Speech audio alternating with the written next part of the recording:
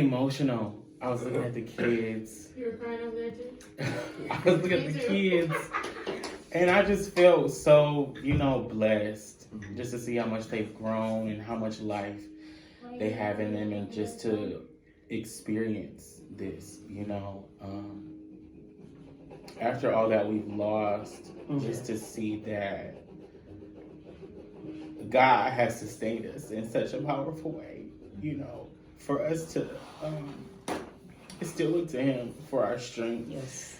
And just to be in good health. Even yesterday, I got emotional last night because it was just it was like a promise or like just a request that I had, The tickets were super expensive and I'm like, Lord, if I could just close out the year with my family, I would feel joy to look for, what comes next year, and even like missing the presence of Dad and Grandma. But I was so full. I've been so full the entire time I've been here because it's been full of faith and love, and even going to church yesterday and we were falling asleep in service because we were so tired. It was still so beautiful to me to experience that, to see. I know, but we were so tired. Yeah. But even that, and just being able to pour love out on each other has been such a blessing. Amen. Yeah. Yes. Yeah, life is, go ahead. What I would just like to share is the fact that I paid attention to how we've been able to grieve, and how healthy it has been. Yeah. The fact that we can still smile and we have our right mind, because grief will take people to really, really low places. Yeah. Amen. So the fact that we were able and we are able to enjoy each other's presence and still find a reason to smile, laugh, to even just eat. Some people have a hard time just finding an appetite. Yes. Yeah. So the fact that we're able to do those things really lets me know that God really does have our best interest, and just He's holding us close, even when He feels far. Because there's times where I feel like He's not. I feel like, where are you? Because I can't feel you, but I have Him because I can think straight. I can walk straight. I can still be productive in this world without allowing the things that we have endured or we've experienced to weigh us down and knock us completely off our square. Like Mom was saying yesterday at lunch, like, there's things that happen and we don't have control over those things.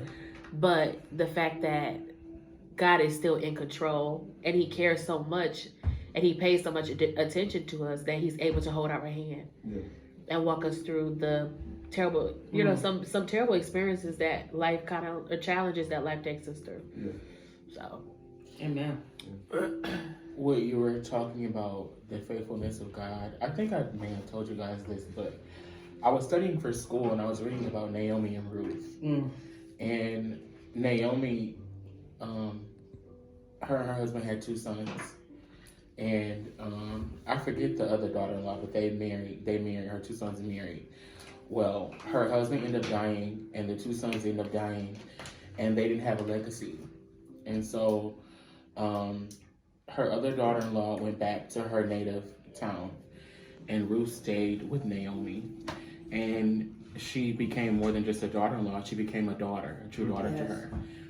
And so when Naomi went back home before Ruth married Boaz, she told them that I want to change my name because I don't feel like Naomi anymore. I want to change my name because I feel like God has basically done away with me. I don't feel like God favors me anymore. And so Ruth married Boaz for Naomi. Ruth married Boaz for Ruth, but Ruth married Boaz for Naomi to give Naomi a legacy. Because when Ruth married Boaz and they had a son, the women in her town said that, see, Naomi, you are truly blessed because God did not forget about you even though your sons and your husband died. This is a sign that God still favors you and He is faithful to keep His word. And that just reminded me, you just reminded me of that when we were talking about how even just the experiences in life we go through, you know, and how God will bring it full circle. It may not come, the understanding may not come, or the strength may not come when we want it to. Mm-hmm. But in time, all things will be revealed. And it really does work out for the goodness of those who love the Lord and are called according to his purpose. Yeah, go Yeah, on. I'm so glad to be here. This is another Christmas, and at my age, I'm 84. I'll be 85 next month, and I am so blessed. Carla and Henry take good care of me. They make sure I got my medicines, especially Carla. And I've lost weight, which I'm glad of. Mm-hmm.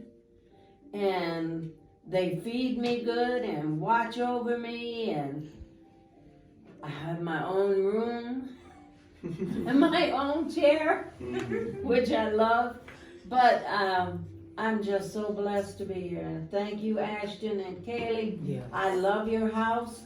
I love the time that we're having, and I am just blessed.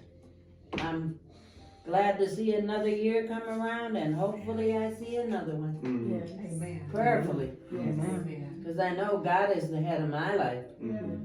Amen. 100%, I know that. Mm-hmm. And my sister's gone. She's 7 years younger than me.